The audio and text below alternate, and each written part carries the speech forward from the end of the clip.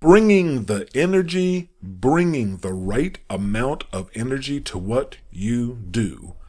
Good energy isn't good enough. Tepid and timid energy isn't good enough.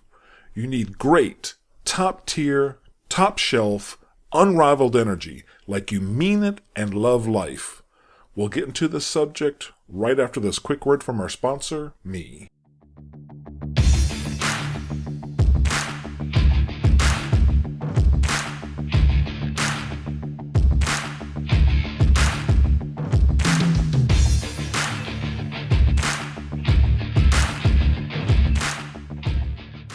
Hey guys, Ashley here. Are you having trouble meeting the right girl? If so, I'd like to introduce you to The Gentleman's Guide to Flirting from David Sharp. This book is available on Amazon.com and has great information on every aspect of the process, starting from getting yourself ready, meaning having the right mindset and your goals and priorities straight.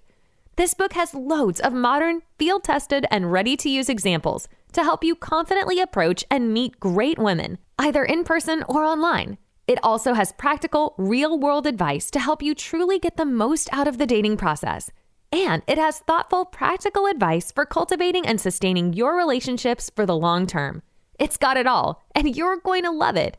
The book's website is gentleman'sguidetoflirting.com. That's gentleman'sguidetoflirting.com. I know that you will feel that it is the best $20 you have ever spent in your life. So go to gentleman'sguidetoflirting.com and click the Buy Now button, or search for Gentleman's Guide to Flirting by David Sharp on Amazon.com and start changing your life now. Hello everyone, welcome to episode 35 of the Gentleman's Guide to Flirting podcast. I am David, the author of the book of the same name. In this episode, we're going to talk about the amount of energy I suggest you bring to your daily activities in life. To be as successful in life as you want to be, with women, in business, in social situations, and everything you do, you need to bring the right amount of energy to the situation. And oftentimes, the comfortable, quote, good enough amount isn't the right amount. First example of what I mean. Definitely bring extra energy to your online dating site and dating app openers. You will see a very clear difference in your results between being the guy that opens with hi or hey when messaging new women online, compared to the one that brings one of the creative, high-energy, unique yet genuine openers from part 3 of the book. Women's inboxes on those dating platforms are full of guys saying something like an uninteresting hi or hey. So when you introduce yourself in a way that she's never seen before, that makes her laugh, that pleasantly surprises her, that blows her out of her chair, your odds of getting her interest, catching her eye, and getting a reply back are far, far greater. Try it. Crack your book open to part 3 and send the top 10 ladies you see in your favorite dating app the example opener you see in part 3 that you like the most. If you're shy, please don't be. Most women like the confidence. They like the humor. Online, you are just pictures and a profile. You need to stand out somehow. You've got a great profile created from what we did in the book, but you still need to show what you are, show who you are, that genuine man she is looking for, the real deal. And she doesn't get her chance to see that if you approach her in a low energy way. Second example. Dating. Bring great energy to the entire dating process, from initially asking her for her contact information, to asking her out, to making the plans, to showing up for each date, and throughout each date to its close. Bring strong energy, but an appropriate amount. Don't act like a maniac and scare her off, but don't be a wet noodle either.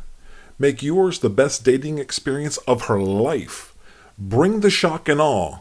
Give her how you met and dating stories that she will be proud to tell her friends about, her mom, her sister, that she will remember for the rest of her life. But remember our process. Do that creatively without overspending. No buying expensive tickets and meals, especially for the first few dates. She needs to prove worthwhile and be a reasonable match for you first before you spend too much. You can be creative and have great dates for a very reasonable amount of money or even free. Just think it through. Third example, A family member or friend in need of help.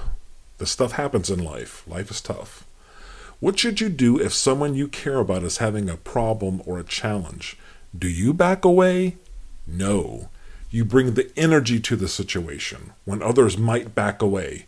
You step in. You step up. Talk to them. Call them. Show up on their doorstep if need be. Tell them you are ready to go. What will stepping up, supporting them, offering the help, and getting their back do for your relationship with them? Recall our priorities.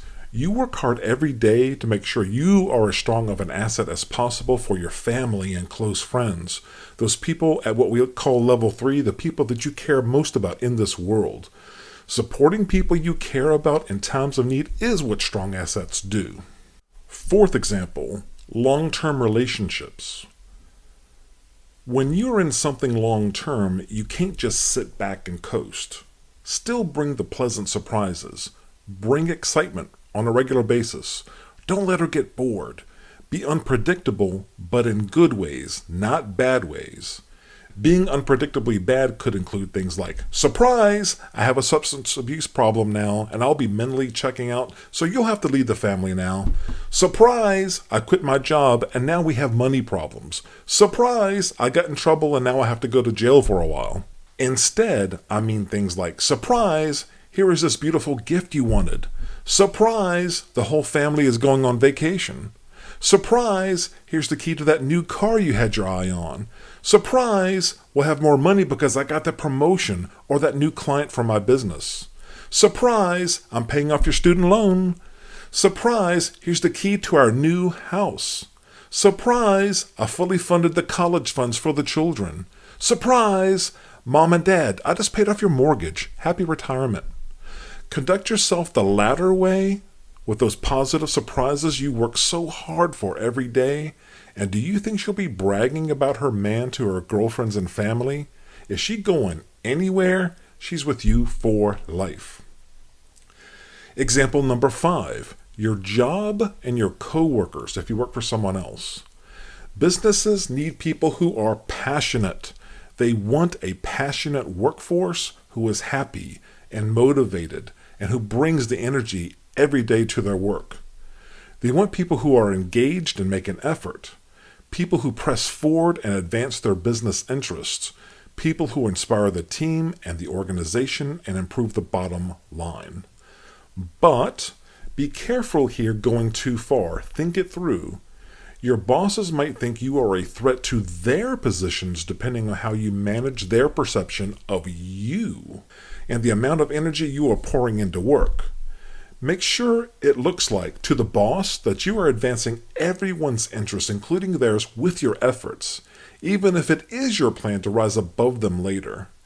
Your coworkers might think you should back off because they feel you are making them look bad and getting too much done, or you are trying to promote up past them. People are just weird, and the workplace is no exception. So bring the energy here like you do in all fronts to be successful, but don't do so with blinders on. Be aware of the impact you might be having on other people, and be aware of how your peers and bosses might react negatively to any perceived threat to them. Example number 6. If you are self-employed, what about your business? What about your customers and clients?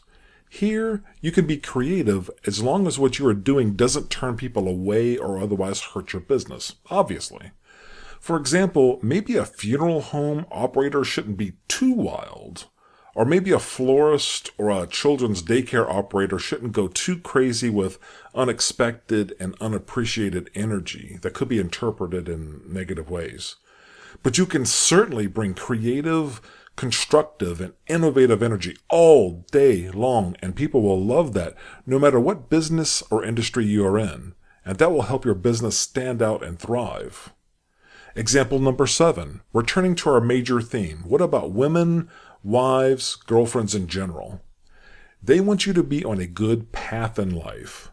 By that I mean they want you to be a good provider, a good protector, not lazy. They want you to be interesting. They want you to be cool, not too dull and boringly predictable. They want you to be predictably great.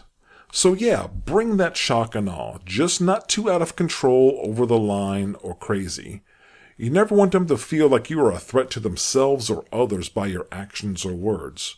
So bring that intensity, but harness those enormous amounts of energy of yours in creative, productive, practical, and fun ways.